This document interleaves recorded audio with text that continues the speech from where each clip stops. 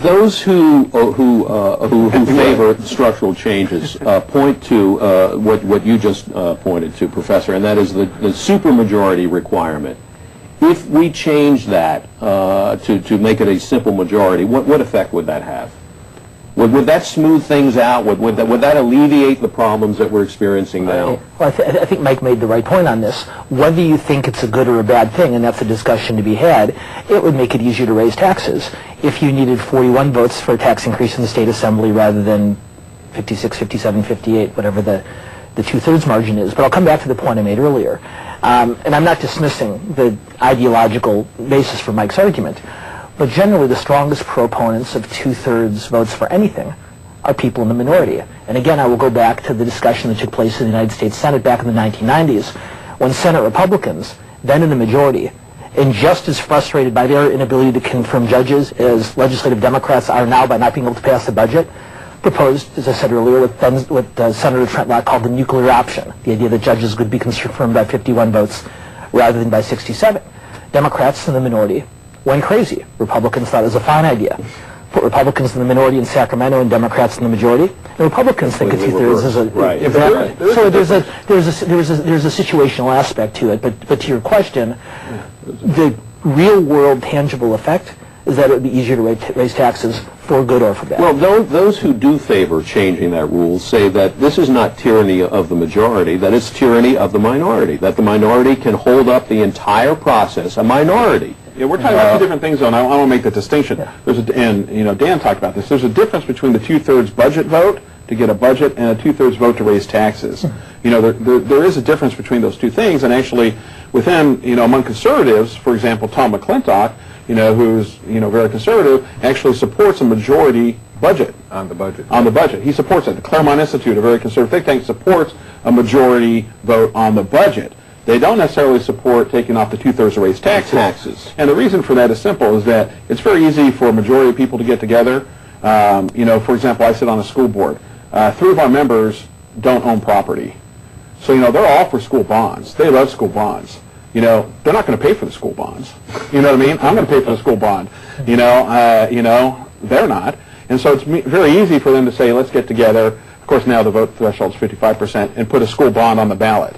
And so those two-thirds protections are there to protect minorities, who are usually the ones footing the bills. And, this is the question I have for people that want to raise taxes and want to make it easier to raise taxes. What tax do you want to raise that you can't get? We have the highest income tax, have the highest sales tax, we have the highest fees, and that's with the two-thirds protection.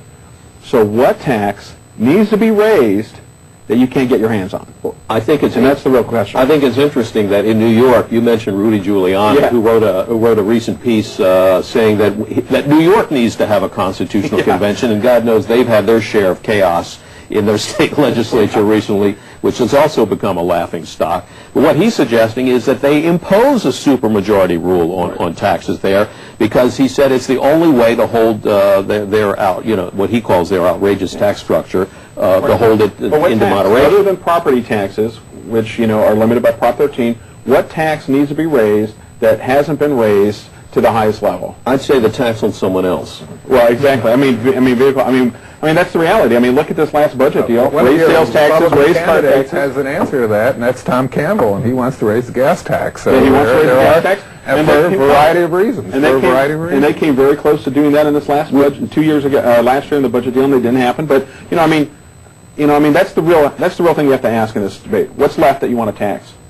We're getting down to the last few minutes, and one of the things I think we have to talk about is term limits. Both of you have said that it's a leadership crisis here, that it's not necessarily structural. But those who oppose the term limits that we currently have say one of the reasons we had the leadership crisis is because there's such a quick turnover of lawmakers that nobody who's elected in Sacramento, by the time they figure out how the place works, they're gone.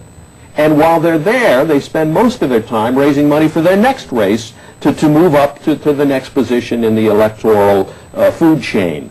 And so the argument is, you want experienced leadership, you want people who know how to get things done, then you have to soften up the term limits. The voters have said no to that. I mean, the voters have kind of decided that, unless, someone can put together a proposal, and be honest, a proposal like that can't come from Sacramento. Because as soon as a legislator says, oh, I think term limits are a bad idea, I think people lose confidence. But is it a valid argument? There's two sides. There are two sides here. There are 80 members of the State Assembly and 40 members of the State Senate. On one hand, I am enough of an optimist to believe that in a state of 38 million people, there are more than 120 intelligent people capable of fulfilling these tasks.